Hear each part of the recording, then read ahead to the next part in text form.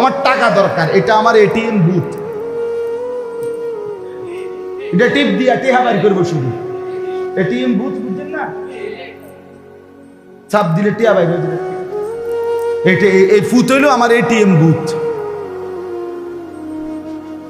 কাজেই তার কোরআন, তার নামাজ, তার আখেরাত, তার সেজদা, এটা আমার দেখার বিষয় না। আমার দেখার বিষয় হলো তারে দিয়ে আমি উপার্জন করাবো, কামাই করবো। সে ইকোনমিক্যাল অ্যানিম্যাল, অর্থনৈতিক প্রাণী। Man is economical animal.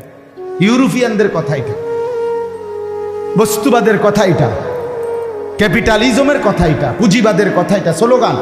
মানুষ অর্থনৈতিক প্রাণী। মানুষের বেঁচে থাকা, মানুষের পৃথিবীতে জন্মের সার্থকতা, কে কত বেশি উপার্জন করছে সে তত সার্থক। আজকের পৃথিবীতে সফল কাকে বলে? সম্পদওয়ালাকে। কথা বলেন না কেন? আজকের পৃথিবীতে সফল বলে তাকে না, বৈধ না অবৈধ এটা দেখার বিষয়। টাকার অঙ্কে সফলতা, টাকার অঙ্কে সফলতা, টাকার হিসাব। এবারে হালাল হারামের কোনো বাজ বিচার, বৈধ অবৈধতার, কোটি কোটি টাকার মালিক উনি কামিয়াব, টাকা পয়সা নাই উনি ব্যর্থ। আহা মুসলমান, এভাবে কেমনি ভুলে গেলাম?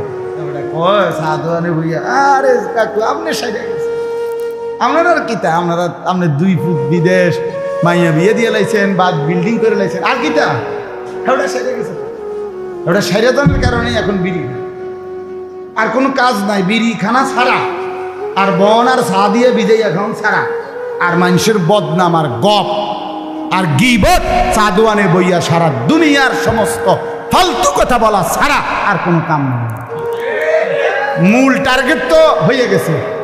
উনি দুনিয়াতে যে উদ্দেশ্যে আসছিল, ফোলাগুন বিয়া দেওয়ানের লেগা, তাই তো দিছে আল্লাহর রহমতে।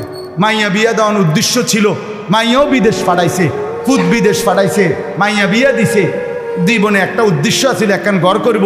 আল্লাহর রহমতে 4 রুমের একখান ঘর করছে, ভিতরে বাথরুম, 2টা বাথরুম ভিতরে, বাথরুমটি শুদ্ধ টাইলস। আল্লাহ কত বড় সৌভাগ্য! বাপ দাদা 14 গোষ্ঠীর কপালের দোয়ার বরকতে এবার আজকে বাথরুম ভিতরে মতে। আল্লাহু আকবার, আল্লাহু আকবার, কত বড় নিয়ামত, এত বড় সৌভাগ্য আর কি! পূর্বপুরুষ পেশাব করছে বাইরে, এবার এখন আল্লাহর রহমতে ফুতাইতের বরকতে ঘরে মতে। কত বড় নিয়ামত, সুবহানাল্লাহ।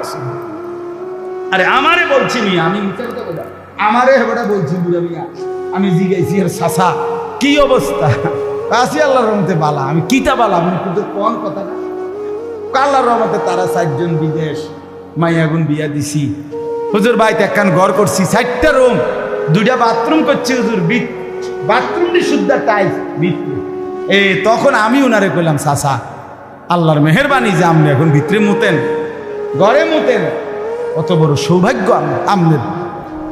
মানে উনি সফল। আহা কি মিথ্যা বললাম? আজকে আমাদের মধ্যে বয়স্ক লোকদের সফলতা তো এটাই। এরপরে আর কোনো ডিউটি আছে সে তো বুঝেই না, বুঝেই। 3টা ছেলে তো 1 ওয়াক্ত নামাজ পড়ে না, বাদ দাও। 3টা ছেলের বউ তো একজনও পর্দা করে না। এই ঘরে আজকে 60 বছর আমার বয়স, এখনো আমার ঘরে বউ বাচ্চা প্রতিদিন রঙিন টেলিভিশনে নাচ গান নর্তকীর ছবি দেখে প্রতিদিন প্রতি রাত। সব রোমে রোমে আমার সন্তান নাতি নাতনি ঘুমায়, প্রত্যেকের হাতে একটা একটা বড় মোবাইল। সবাই সারা রাত উলঙ্গ ছবি, নাচ গান, জিনা বেবিচার যা মন চাই দেখতেছে। চাচা সফলতার সাথে ঘুমাইতেছে। সুবহানাল্লাহ, সফল চাচা সফল ঘুম দিছে। ওটা জানে এই শেষ ঘুম, কবরে আর ঘুম যাবার সুযোগ দিবে না, টাঙ্গাইয়া ফিরবে, টাঙ্গাইয়া ফিরবে, টাঙ্গাই। হ্যাঁ, আমার কথা শক্ত হইলে আর আইলাম না। না আমি এই মাথা এই ডকের বুদ্ধি লই এই কথা কইছে, আর যা তাই একবার পাইছি, একবারে সইবে, আর একবার কিতে বলবো না আইলে আমি হায়াত না পাইলে। কথা বলেন না কেন?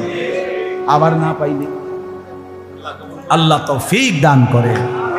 চলেন বাপ, বুঝতে শিখেন। ছেলেরা বুঝতে শিখো বাবা, এই ছেলে বুঝতে শিখো, নিজের ভালোটুকু বুঝো। জীবন মানে শুধুই কেবল এই এক কদ্দুর চুল সারাদিন ইডারে লইয়া নাচন লারান, এটা একটা জীবন বেটা, অপদার্থ বেটা তুমি।